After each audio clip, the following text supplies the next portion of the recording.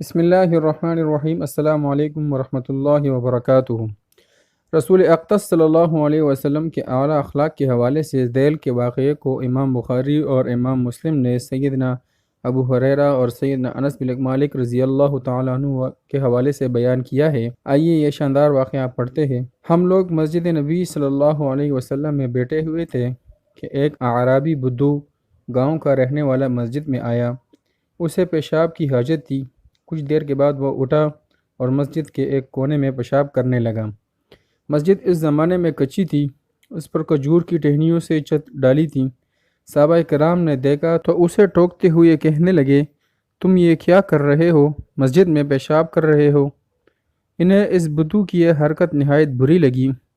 ادھر رسول کریم صلی اللہ علیہ وسلم نے صحابہ کرام رضی اللہ تعالی عنہ سے فرمایا، پیشاب کرنے کے دوران اسے پریشان نہ کرو، اسے چھوڑ دو، اسے پیشاب کر لینے دو۔ صحابہ کرام رضی اللہ تعالیٰ عنہ خاموش ہو گئے اور اس نے پیشاب کر لیا۔ جب وہ فارغ ہوا تو معلم حکمت صلی اللہ علیہ وآلہ وسلم نے اسے بلایا اور فرمایا، میرے عزیز بھائی دیکھو، ان مساجد میں پیشاب کرنا یا گندگی پھیلانا جائز نہیں۔ یہ تو صرف خدا رب العزت کے ذکر، نماز اور قرآن کریم پڑھنے کے لیے بنائی گئی ہے۔